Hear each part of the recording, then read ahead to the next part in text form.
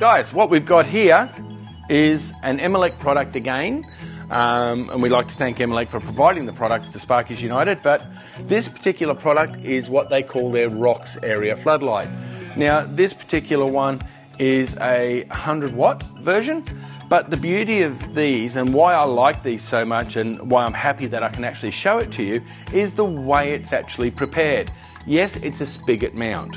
So it's a 63mm spigot mount. Now the beauty of it is it comes with the NEMA port. Now the NEMA port allows you to put any kind of council approved NEMA daylight sensor on the top. In the box it comes with what they call a NEMA short. So this is just something that you plug in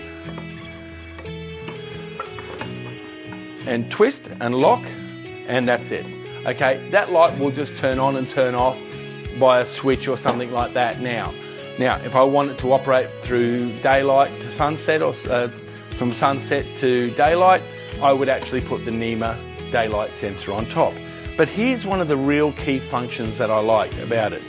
This knob here that I'm actually turning here actually allows me, now it does have a locking screw, but I did loosen that off a little bit earlier. This actually opens a bonnet.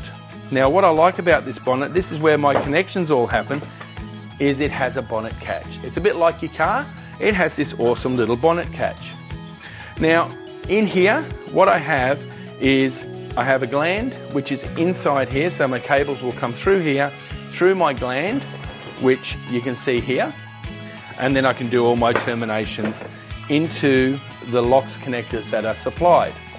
Now there is one more huge benefit that I like about this light, and that is the fact that we have 0 to 10 volt dimming facilities or capabilities.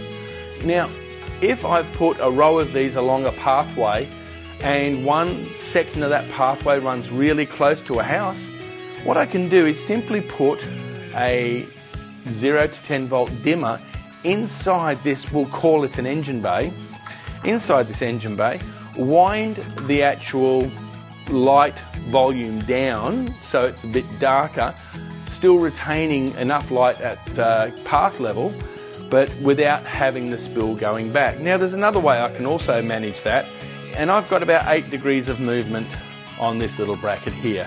So by loosening off those two Allen key screws, bolts, I can actually move it up or down.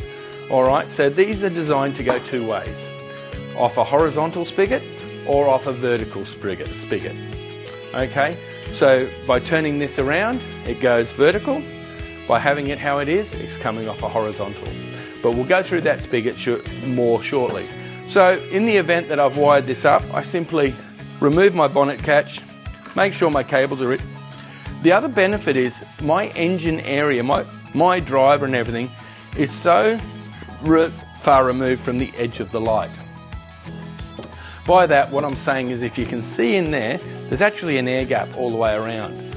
So by closing this, and it closes to the edge, I'm reducing the possibility of any kind of light or any water, dust or anything getting into the main part of my light fitting, which is the engine bay.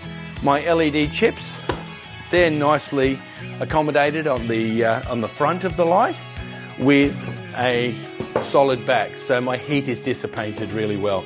So an awesome light and a really good looking, low wind rating fitting.